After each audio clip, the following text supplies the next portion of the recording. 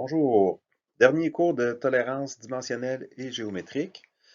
Cette semaine, nous allons parler, tout d'abord, nous allons terminer le chapitre 5. On avait commencé à parler des finis de surface lorsqu'on avait terminé la section sur les roulements à billes.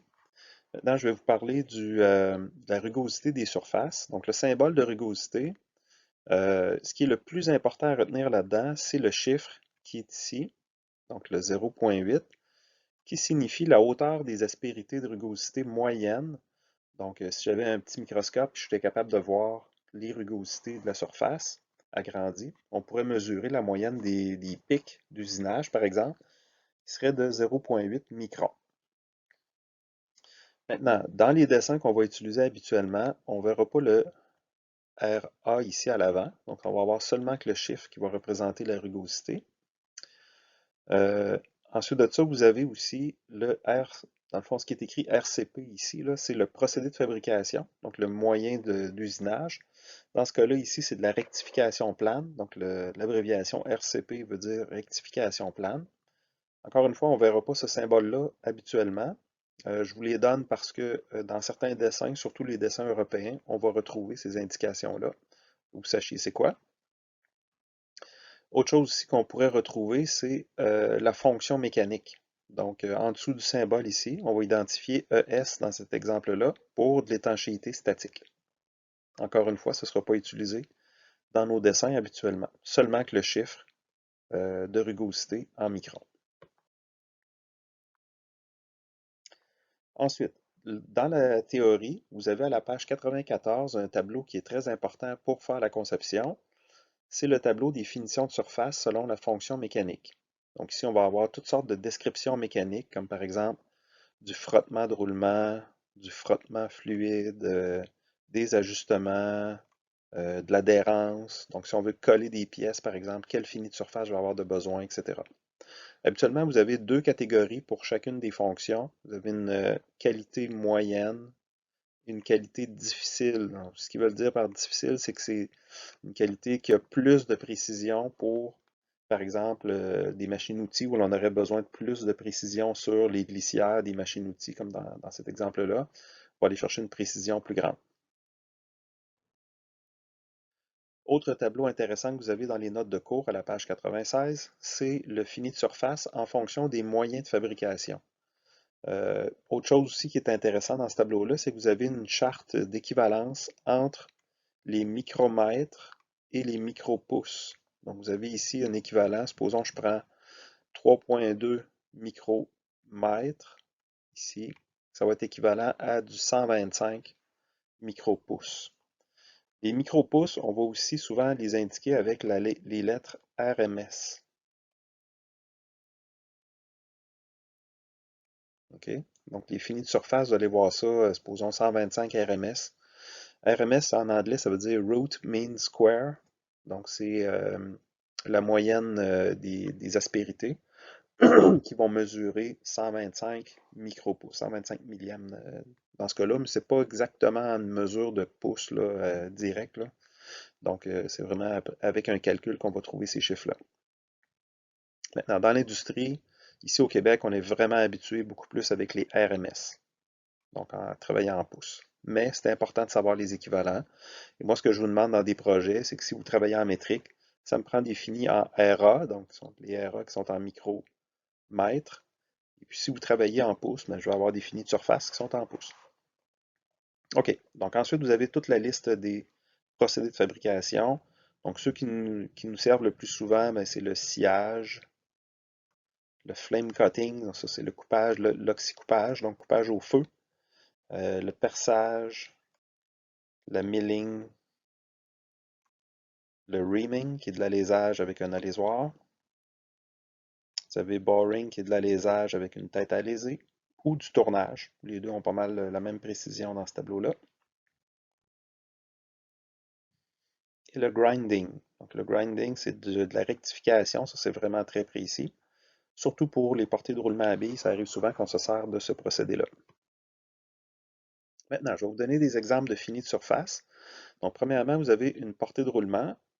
Donc, c'est important ici d'avoir les bonnes finitions de surface, comme on avait déjà discuté dans la partie sur les roulements, parce qu'on va avoir quelque chose ici qui respecte les normes de la compagnie SKF si on va avoir un retour pour notre garantie. Donc, ça nous prend les bonnes finitions de surface. Dans cet exemple-là, si on faisait un calcul ou on faisait une recherche dans les tableaux d'SKF, on trouvait qu'on avait besoin d'un fini de surface de 16 RA en microns, ce qui correspond dans notre tableau à 63 RMS. Les procédés à utiliser pour ce fini-là, c'est probablement du tournage ou de l'alésage. Et c'était possible de trouver dans le tableau qu'on pouvait facilement les faire avec du 63. Donc la finition de surface qu'on a sur notre pièce, on l'a indiqué ici, comme j'ai entouré en jaune, avec une espèce de crochet de finition de surface dans SolidWorks et on inscrit le bon chiffre pour la finition. Dans cet exemple-là, j'ai travaillé en pouces, donc j'ai une finition de surface qui est en RMS. Deuxième exemple, ici on travaille en métrique. On va avoir un plateau d'indexage. Donc c'est un plateau d'indexage comme un disque qui va servir d'appui pour venir positionner des pièces des pièces ou de l'usinage à certains angles. Donc c'est important ici d'avoir une bonne précision, une bonne planéité de surface. On le voit sur mon dessin ici. De l'autre côté, j'aurais probablement un parallélisme de surface, comme ça. Et sur chacune de ces surfaces-là, je dois avoir une belle finition de surface. Donc, on le voit ici. Comment je vais déterminer cette surface-là, cette précision de surface-là? Eh bien, je vais aller dans mon tableau de la page 94 et je vais choisir la bonne utilisation. Donc ici, c'est avec des déplacements relatifs. Le plateau va glisser sur d'autres éléments. Donc, je vais avoir un frottement de glissement. Si je veux avoir une belle précision, je prends la catégorie difficile, comme des glissières de machine-outils. C'est un peu la même précision ici. Et ça va me donner 0,4 micromètres de précision de fini de surface. Si je regarde dans mes tableaux, ça correspond à 16 RMS en pouces. Et puis, les procédés pour fabriquer ces surfaces-là, eh bien, il y en a quelques-uns qui pourraient être utilisés. L'alésage ou le tournage pour la partie du centre ici. Et de la rectification ou du fraisage avec une machine de très haute précision, donc des outils de finition très précis. Je serais capable de faire mes deux surfaces planes. Un dernier exemple de finition de surface. Ici, j'ai un bâti de machine.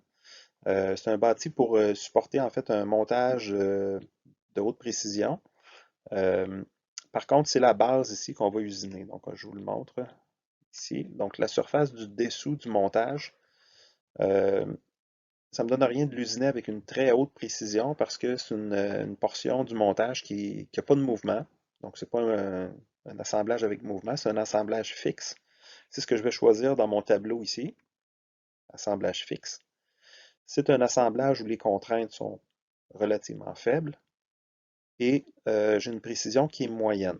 Donc, avec ces choix-là, j'arrivais avec quelque chose qui est fixe, démontable à 3,2 micromètres de précision de fini de surface. J'ai rajouté le symbole ici sur mon fini de surface, sur ma cote de surface. Vous voyez, je l'ai placé à l'extérieur de la pièce. Vous essayez toujours de sortir les symboles le plus possible, que ce soit du tolérancement, des références, des cotes. On essaie de ne pas pointer directement sur les surfaces des pièces pour essayer d'alléger au maximum le dessin et sortir l'information le plus possible de notre vue. Ensuite, on pourrait regarder au niveau du procédé de fabrication. Ici, c'est pas très précis, donc avec du fraisage standard. Donc, ça peut être du fraisage en bout là, que je viendrai usiner ma surface pour m'assurer d'avoir une belle planéité. Donc, ça complète le chapitre sur les finis de surface. Maintenant, et les roulements à billes. Maintenant, au chapitre 6, on va travailler sur les valeurs numériques des tolérances géométriques. Donc ici, je ne rentre pas dans le détail tant que ça parce que euh, il y a des centaines d'exemples qu'on peut avoir qui sont différents d'applications. Vous allez devoir vous servir de votre logique. Donc, c'est beaucoup de la logique là-dedans dans le choix des tolérances géométriques, puis la précision des tolérances géométriques.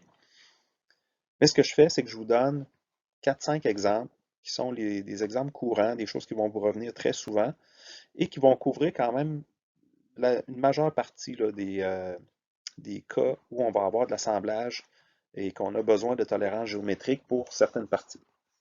Donc, ce qui nous intéresse plus en particulier dans ce chapitre-là, c'est le chiffre qu'on retrouve ici. Donc, ce chiffre-là, dans la tolérance géométrique, on va l'appeler le IT de la tolérance. Donc, c'est l'intervalle de tolérance de la cote géométrique. Comment je vais faire pour le calculer? Eh bien, je dois tout d'abord commencer par trouver toutes les tolérances dimensionnelles de mon assemblage. Donc, tous les ajustements. Je dois faire des feuilles Excel, je dois utiliser MS Web, etc. Et je dois trouver toute la partie dimensionnelle. Si j'ai des chaînes de cotes à faire, je dois faire les chaînes de cotes, trouver toutes les tolérances dimensionnelles de chacune des pièces.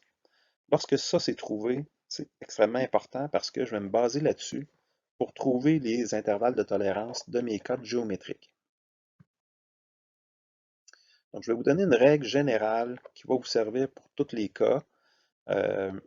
Cette règle-là, il va falloir l'adapter pour la géométrie qu'on va avoir. Donc, comme je vous ai expliqué, il y a une interdépendance entre les tolérances dimensionnelles et les tolérances géométriques. Puis la règle de base qu'on va se servir pour trouver cette valeur-là, c'est la sommation des intervalles de tolérance des cotes géométriques va être égale à la somme des jeux minimum des assemblages.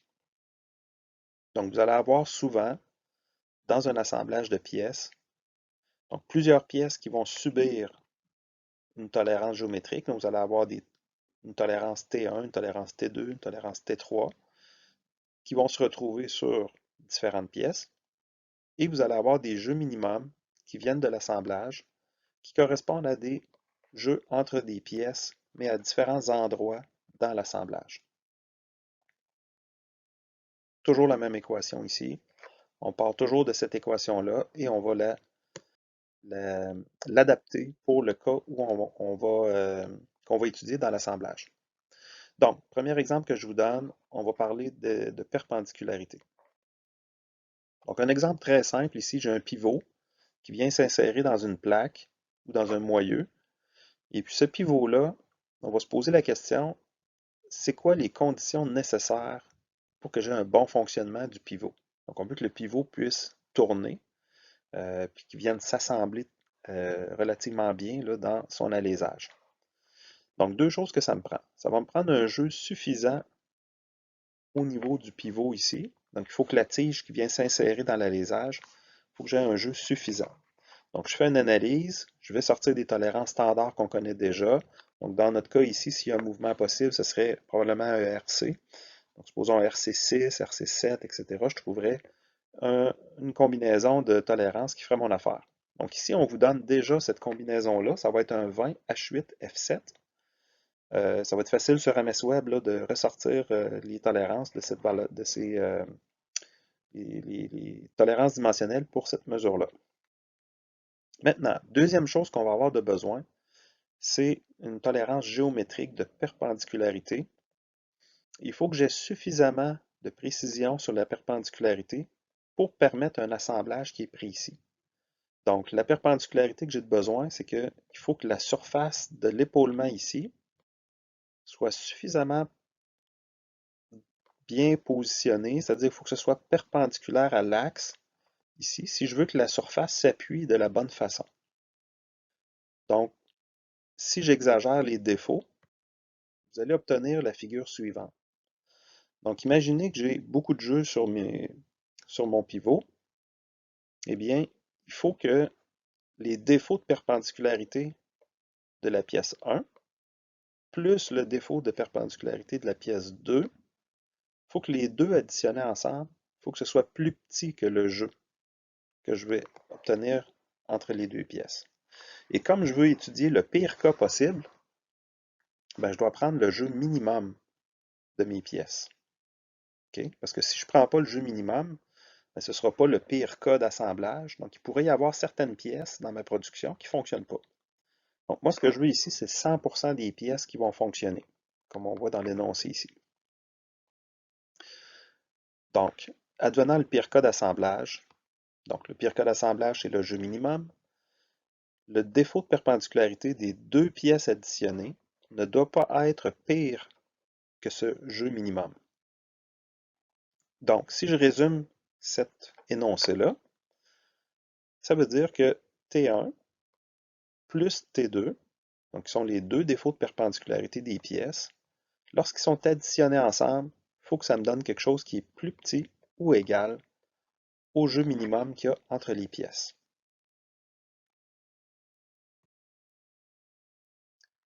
Si je regarde le dessin de détail de chacune des pièces, on exagère les défauts de perpendicularité ici, mais vous voyez que je peux représenter mon défaut de perpendicularité T1 comme un cylindre ici, et il faut que mon axe de pièces demeure à l'intérieur de ce cylindre-là.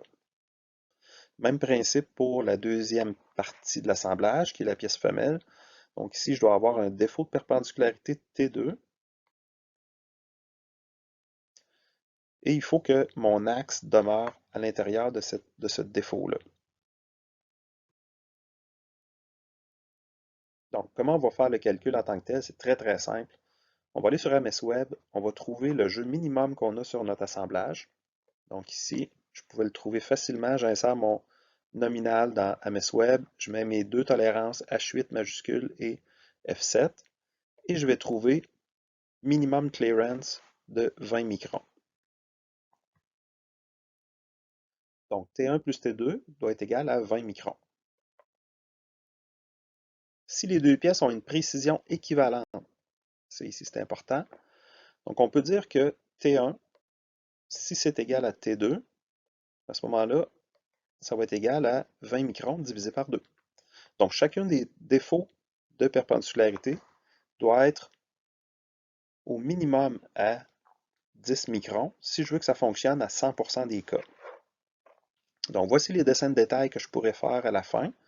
Ce serait d'indiquer mon symbole perpendicularité avec mes références, symbole diamètre parce que j'ai une zone ici qui est cylindrique, et j'inscris ma tolérance, mon intervalle de tolérance qui est à 10 microns. Donc ça, c'est pour mon dessin de détail du pivot. Même principe pour le dessin de détail de la pièce femelle, donc la plaque ou le moyeu. Maintenant, il y a un truc qu'il faut faire attention ici, c'est que, comme je vous ai montré dans les cours précédents, on, on pourrait utiliser le maximum de matière dans ces exemples-là.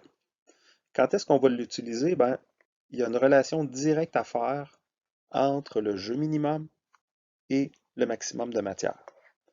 Donc, à chaque fois qu'on a une tolérance géométrique qui est calculée à partir d'un jeu minimum ou de plusieurs jeux minimums, donc chacun de ces jeux minimums-là, dans leur tolérance géométrique, on va pouvoir utiliser le symbole maximum de matière.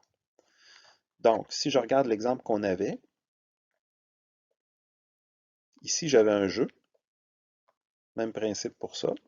Donc la surface cylindrique des deux pièces, j'avais un jeu minimum ici, qui était 20 microns dans ce cas-là. Eh bien, dans ces endroits-là, là où ce que je pointe directement la tolérance, ça pointe directement sur la surface, c'est possible d'utiliser le maximum de matière pour chacune des pièces. Donc ça va me permettre d'accepter beaucoup plus de pièces sur la production. Donc c'est pas négligeable, c'est un truc qui va nous permettre de sauver beaucoup d'argent en bout de ligne. Et votre futur patron là, va être vraiment content de ça. Chose importante qu'on peut mentionner aussi concernant le maximum de matière, c'est que ça pourrait s'appliquer à des surfaces de référence.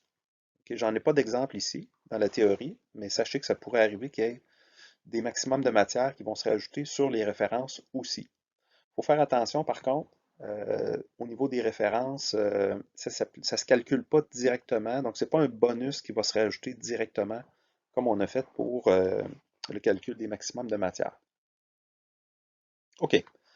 Exemple 2 ici, on va vous parler de coaxialité. Donc c'est le même principe que l'autre exemple qu'on a vu, sauf que c'est un petit peu plus complexe parce que j'ai deux jeux minimums qui vont s'appliquer. Donc le premier jeu, ça va être entre le piston que j'ai ici et le cylindre Et le deuxième jeu va être entre la tige et l'alésage. Donc, lorsqu'il va y avoir un mouvement avec le piston, eh bien à ce moment-là, ça prend du jeu sur le cylindre et le piston et du jeu sur la tige. Parce que si j'ai du serrage sur une de ces deux pièces-là, c'est sûr que ça ne bougera pas. Maintenant, sur l'exemple, il vous donne, les jeux sont déjà calculés. Donc, on n'a pas à aller sur MS Web, mais si on veut le faire juste pour la vérification, on arrive exactement au même chiffre qu'eux autres.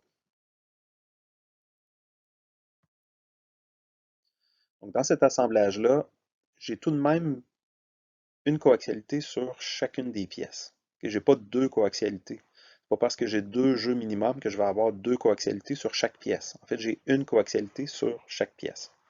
Ce que ça va faire, c'est que si je prends mon équation de base, sommation des t est égale à la somme des jeux minimum, à ce moment-là, je vais devoir l'adapter. Je vais avoir une coaxialité pour la première pièce, une coaxialité pour la deuxième pièce. Ensuite de ça, j'ai un jeu minimum entre le piston et le cylindre. Et j'ai un jeu minimum entre la tige et l'alésage. Donc, je vais mettre des chiffres là-dedans. L'équation que ça nous donne, 0,25 plus 0,16, va être égale à T1 plus T2.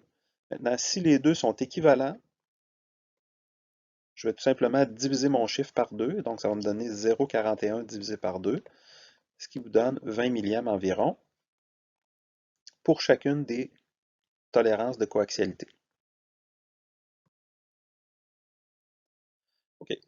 Le problème ici, c'est que les pièces sont vraiment différentes. Si on prend la tige et le cylindre, c'est des pièces qui sont fabriquées avec des moyens totalement différents. Okay? Il y en a, l'alésage est fait, c'est-à-dire, ouais, c'est ça, la partie cylindre va être faite avec un alésoir ou une barre à aléser sur le tour, et la partie piston va être fabriquée sur le tour, mais en usinage extérieur. Donc, si vous avez déjà fait un peu d'alésage, vous allez comprendre que c'est un peu difficile, surtout lorsqu'on a des portées très longues. On va aller vraiment creux dans la pièce. À ce moment-là, la barre à léser va se mettre à vibrer. Ça ne fera pas un beau travail de précision. Donc, si je ne peux pas avoir la même précision sur chacune des pièces, probablement que mon T1 ne sera pas égal au T2. Okay? Donc, si je veux savoir un peu plus le niveau de précision de l'usinage, donc vous avez des exemples qui vous viennent du Machinery Handbook, qui sont donnés dans les notes de cours aussi, à la page 32. Et puis, on a un ordre de grandeur un peu de chaque précision là, au niveau de l'usinage. On peut se servir de cette charte-là pour se faire une idée à savoir est-ce que mon T1 va être égal à mon T2. Dans l'exemple de l'alésage puis du tournage, ben, si je compare boring ici, donc l'alésage, va me permettre de faire des choses un peu plus précises. Non, c'est pas vrai. L'alésage va être un peu moins précis que le tournage. Le tournage est ici. Donc, pour tenir compte de ce phénomène-là, ce qu'on va faire, c'est qu'on va donner plus de jeux de fabrication sur le procédé qui est le plus difficile à faire. Dans notre cas ici, c'est l'alésage. Ce que je vais faire, c'est que je vais donner 2/3 de la tolérance, que l'on voit ici. Donc, je vais donner le 2/3 de la tolérance pour l'alésage, puis je vais donner le 1/3 de la tolérance pour le tournage. Donc, en faisant ça, ça va faciliter la fabrication. Ça va me donner plus de chances de bien réussir mon alésage. Donc, si on met ces chiffres-là dans l'équation, j'avais déjà T1 plus T2 qui donnait 0,41. Eh bien, si je le multiplie par 2/3 pour la pièce 1 et par 1/3 pour la pièce 2, ça va vous donner, si on arrondit, 30 millièmes pour la première pièce et 15 millièmes pour la deuxième pièce. Si je représente ça sur mes dessins de détail, on a une coaxialité de 0,3 au maximum de matière pour ma pièce à léser et je vais avoir 0,15 pour la pièce tournée, au maximum de matière, les deux. Donc, ça c'est important parce que sur le tour, je vais être capable de faire une plus grande précision. Si j'ai une pièce qui est courte, ça va être facile de la fabriquer avec beaucoup de précision. Tandis que mon alésage, ça va être plus difficile, donc je dois me donner plus de chances de réussir. OK, exemple suivant, c'est un exemple très important ici parce que de l'assemblage précis à l'aide de goupilles, on en fait tout le temps. Donc, si vous voulez bien réussir un assemblage avec des goupilles, il faut retenir certains principes importants. Premièrement, pour l'assemblage des goupilles, nécessairement, ça vous prend une partie de la goupille qui va avoir du jeu. Okay? Vous ne pouvez pas avoir deux parties serrées. Donc, si je suis serré sur une plaque, serré sur l'autre plaque, ça ne me donnera aucun espace pour réussir à faire le positionnement des pièces, la localisation des trous pour placer les pièces. Okay? Donc, il faut absolument que j'ai du jeu sur au moins une des deux. Si j'ai du jeu sur les deux pièces, c'est encore mieux, c'est plus facile à positionner, mais j'ai moins de précision. OK. D'autres notions importantes. La localisation de chaque goupille se calcule de façon indépendante. OK? Donc, sur nos dessins, que j'ai une goupille d'assemblage, que j'en ai deux, j'en ai 10, 25 ou 200, les goupilles d'assemblage ou les trous précis qu'on va faire sont toutes vérifiées et sont utilisées de façon indépendante. Donc, c'est la même tolérance. Le nombre de goupilles qu'on va mettre dans notre dessin n'a pas d'importance sur la précision de la position que j'ai à faire. Donc ça va être important de garder ça en tête. Pourquoi? Parce que chacun des trous est percé de façon indépendante. La machine, probablement la CNC, est aussi précise pour faire le premier trou que pour faire le dernier trou. Donc, ce que ça signifie, c'est que la tolérance de positionnement ne va pas varier en fonction du nombre de trous. Deuxième principe important, si j'ai un serrage sur une des pièces, donc je me retrouverai à avoir un jeu minimum qui est négatif. OK? Quand je vais faire mes calculs, je ne peux pas utiliser le jeu minimum négatif. Pourquoi? Parce que les pièces vont se déformer et finalement, ça va être exactement comme si j'avais un jeu qui est égal à 0. Okay? Donc, dans mes équations, je vais toujours utiliser un jeu négatif, donc un jeu de serrage. Je vais le transformer, ça va devenir un 0. Okay? Je pourrais tout simplement l'éliminer de mon équation parce qu'il n'y aura pas d'influence sur la tolérance. Autre principe aussi qui est important, c'est que si j'ai un serrage, donc si j'ai un jeu minimum qui est à 0, je ne pourrai pas utiliser le maximum de matière. Pourquoi? Parce que j'avais dit tout à l'heure que le maximum de matière va toujours être relié avec un endroit sur notre dessin où on a un maximum de matière. Un jeu minimum, excusez. Donc, maximum de matière égale jeu minimum. Si je n'ai pas de jeu minimum, il n'y a pas de maximum de matière, je ne peux pas l'utiliser. OK? Donc, on va le voir aussi dans d'autres exemples plus loin. Donc, si on retourne à notre exemple des goupilles, l'équation va être adaptée de la façon suivante. Donc, mon équation de base qui était sommation des intervalles de tolérance va être égale à la somme des jeux minimums. Ici, on a deux localisations sur c'est-à-dire on a une localisation sur chacune des pièces. Donc, j'ai la localisation T1 et la localisation T2. Ça va être égal à la somme des jeux, donc jeu minimum sur la première pièce et jeu minimum sur la deuxième pièce. Donc, si je regarde mon exemple, j'avais un alésage qui était ajusté avec 8 mm de nominal, D7, H8. Si je m'en vais dans MS Web, je vais trouver un jeu minimum de 40 microns, 40 millièmes de millimètre. Si je prends ma deuxième partie d'assemblage, 8 mm, P7, H6, si je m'en vais sur MS Web, je vais trouver un jeu minimum pour la deuxième partie qui est à moins 0,24. Donc ça signifie que c'est un serrage. Si j'ai un serrage, je ne peux pas mettre moins 24 microns dans mon équation. Je dois convertir ça, il faut que ça devienne 0. Okay, donc je pourrais, à la limite, négliger le jeu numéro 2. Okay, parce que c'est 0.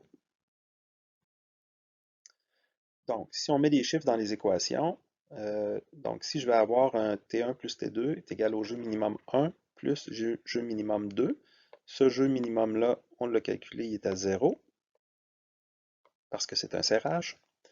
Donc, si je place ça ici, il faut savoir que T1 et T2 vont être égales, parce que c'est le même procédé de fabrication pour les deux pièces. Donc, je vais percer mes trous dans la pièce 1 et dans ma pièce 2 de la même façon, avec la même machine probablement.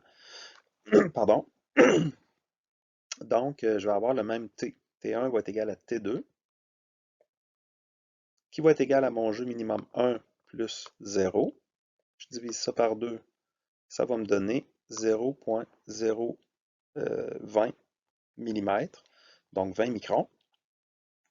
Fait que je vais l'appliquer directement dans mes dessins de détail. Donc vous allez avoir ici localisation, symbole de diamètre, 0.02. Et je vais utiliser mon maximum de matière parce que j'ai un jeu minimum sur cette pièce-là. La pièce 1 a un jeu minimum. La deuxième pièce, je ne peux pas mettre le symbole maximum de matière. En plus de ça, comme les goupilles vont être assemblées avec serrage dans cette pièce-là, je peux les considérer comme étant une seule pièce. Donc les goupilles assemblées sur ma plaque, dans le fond, quand je vais vérifier les trous sur la CMM, je pourrais les vérifier directement, mais ça va être plus précis si j'insère les goupilles en place et que je vérifie les goupilles sur la CMM. Donc, pour faire ça, je dois utiliser le symbole P pour modificateur de tolérance projetée et je vais dessiner la goupille sortie de mon alésage. Donc ici, je dois indiquer symbole P, la longueur et faire le petit dessin ici de la goupille pour bien montrer pardon, la position de la goupille qu'on va vérifier. Donc, ces dessins-là ne sont pas très conformes à ce qu'on fait habituellement. Donc, je vous ai fait deux versions de dessins qui sont plus en 3 dimensions, donc avec vraiment les deux vues plan élévation pour bien montrer la cotation de la bonne façon. OK? Donc, dans un dessin que nous, on ferait, ça ressemblerait beaucoup plus à ça. Donc, vous avez les positions en XY pour les trous. Chacune des positions, ici, vous voyez que j'ai un encadré. On appelle ça les cotes absolues, OK, dans SolidWorks. Et ça, c'est des cotes vraiment importantes pour positionner les pièces. On a aussi notre symbole de localisation au maximum de matière.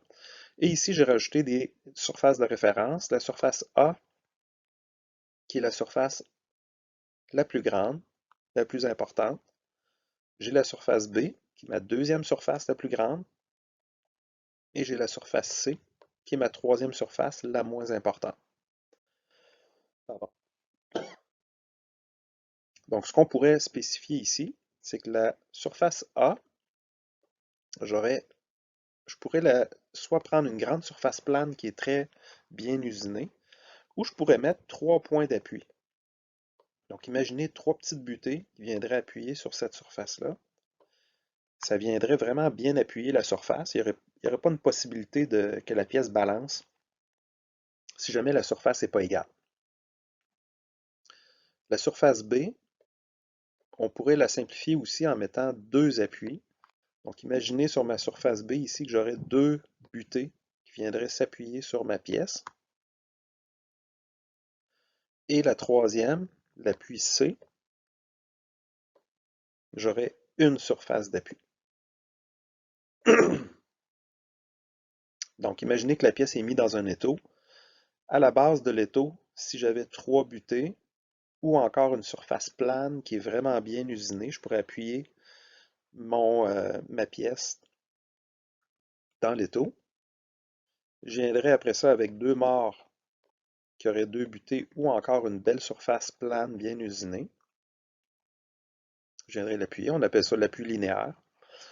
Et finalement, j'aurais une butée qui serait juste un appui, qui viendrait ici de ce côté-là pour venir positionner ma pièce. Donc, en faisant ça, ma pièce serait vraiment bien positionnée dans l'espace. C'est ça qu'on appelle l'isostatisme. L'isostatisme est toujours bien représenté dans les tolérances de localisation. Maintenant, l'autre pièce, même principe ici.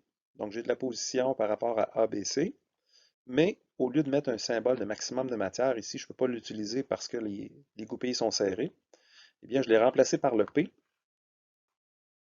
Et je suis venu mettre ici le dessin qui représente la goupille avec le symbole maximum de matière, la longueur de la goupille, et puis avec le symbole P. Donc ça, c'est un exemple avec des goupilles précises. Rarement, on va avoir juste des goupilles. Souvent, dans un assemblage, on va avoir des goupilles qui positionnent, puis on va avoir des boulons qui viennent faire l'assemblage, ou des vis. Donc, c'est les exemples suivants que je vous donne. Localisation avec des trous de passage et des trous filetés. Donc, supposez que j'ai deux pièces à assembler, deux plaques. Il y en a une qui a des trous de passage et l'autre a des trous filetés. Et je vais venir assembler les deux avec des vis. L'équation de base demeure toujours la même. Sommation des localisations va être égale à sommation des jeux minimums. Ici, on va l'adapter de la façon suivante. Donc, je vais avoir une localisation pour la première pièce, localisation pour la deuxième, et j'ai un jeu sur le trou de passage et un jeu sur les filets. Ce qu'on va faire ici pour se simplifier la vie, c'est qu'on va dire l'hypothèse suivante, c'est que les trous de passage présentent beaucoup de jeux comparé aux filets. Donc, il va y avoir tellement de jeux sur les trous de passage qu'on va négliger le jeu qu'il y a sur les filets. Donc, c'est comme si le jeu minimum 2 serait 0. OK? Donc, on va venir simplifier notre équation. Donc, T1 plus T2 va être égal à jeu minimum du trou de passage. Probablement que j'ai le même procédé de fabrication. Donc, T1 va être égal à T2 et ça va être égal à mon jeu minimum divisé par 2. Exemple 5. Encore une fois, localisation de trou de passage. Mais cette fois-là, vous avez trou de passage aux deux pièces. Et je vais utiliser un boulon pour venir faire l'assemblage de tout ça. Donc ici, je vais avoir beaucoup de jeux dans chacune des pièces. Donc l'équation de base, sommation des t est égale à sommation des jeux minimum. Je vais adapter mon équation de la même façon ici. Sauf que là, je n'ai pas de trou fileté. Donc mon équation va rester T1 plus T2 va être égal à jeu minimum, mais probablement que j'ai le même jeu sur chacune des pièces. Donc le jeu minimum de 1 et le jeu minimum de 2 va être équivalent. Ça ne me donnerait rien de mettre plus de jeux sur un des trous de passage. Donc si les deux sont équivalents, on peut simplifier l'équation comme étant T1 va être égal à T2, qui va être égal au jeu minimum.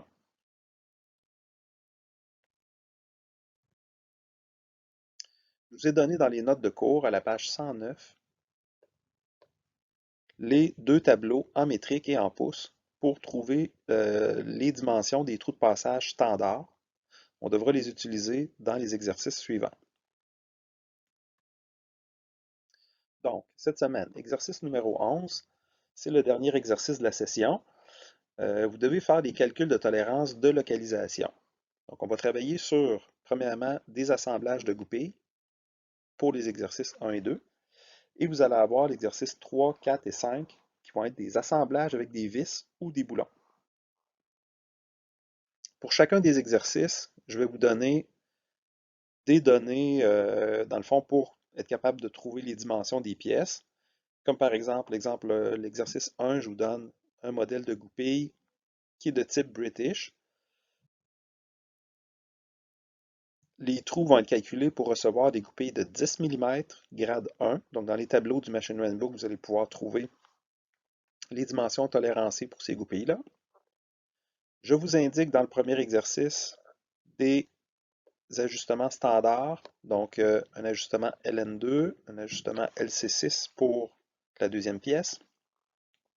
Vous devez me fournir les calculs et les feuilles Excel en référence avec ça. Donc, vous pourrez faire une copie PDF de vos feuilles Excel ou une capture d'écran de la feuille Excel et la joindre dans votre document PDF. Je vous demande aussi de remplir pour chacun des exercices la case de tolérance. Donc, ça, vous pourrez utiliser les outils d'annotation de PDF Reader et vous allez m'inscrire les symboles diamètre, les IT, les maximums de matière, etc. pour compléter les symboles. Donc, pour la pièce 1 et la pièce 2. Vous devrez le faire pour chacun des exercices. Quand vous aurez terminé sur Word de tout bien faire ça, votre exercice, vous faites une copie en PDF et vous envoyez ça sur la remise PBDAR 02. Donc là-dessus, je vous souhaite une bonne semaine et un bon travail.